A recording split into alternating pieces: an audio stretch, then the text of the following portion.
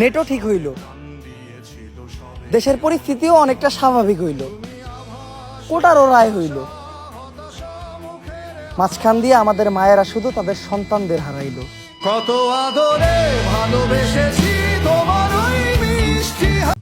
Hello guys, আসসালামু আলাইকুম। চলে আসলাম আরেকটি নতুন ভিডিও নিয়ে।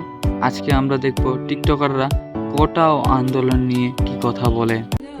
যদি আমার কাছে অপশন থাকতো যে আমি কি হয়ে জন্ম নিতে চাই, তাহলে আমি হতাম মেট্রো রেল, নয়তোবা বিটিভি ভবন, আর নয়তোবা ইন্টারনেটের সেই জাদুর বক্স যেটা আমাদের দেশের মানুষের প্রাণ ভোমরা, নয়তোবা হতাম রাস্তার পাশের ভেঙে যাওয়া রেলিং, আর নয়তোবা হতাম পুড়ে যাওয়া বাস।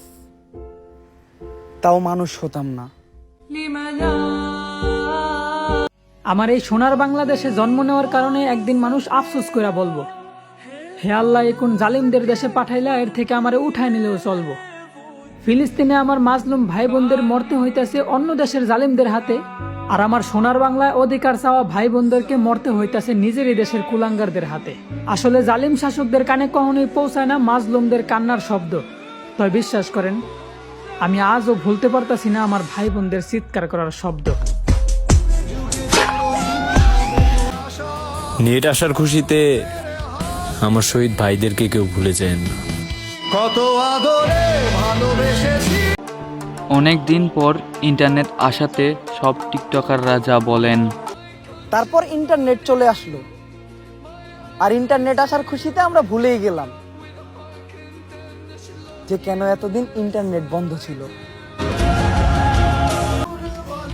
আমি ছোট মানুষ, আমি জানি অনেকে আমার কথা পাত্তা দিবা না। 6 দিন পরে ইন্টারনেট আসার আনন্দে আমার 900 শহীদ ভাই বোনদের ভুলে যাও না।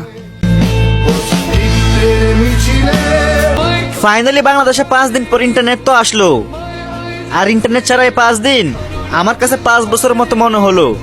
আবার ফেসবুক চলে না, ইউটিউব চলে না, আর ইন্টারনেটের যে গতি, তোরা ইন্টারনেট আমাদের না দিলেও পারতি।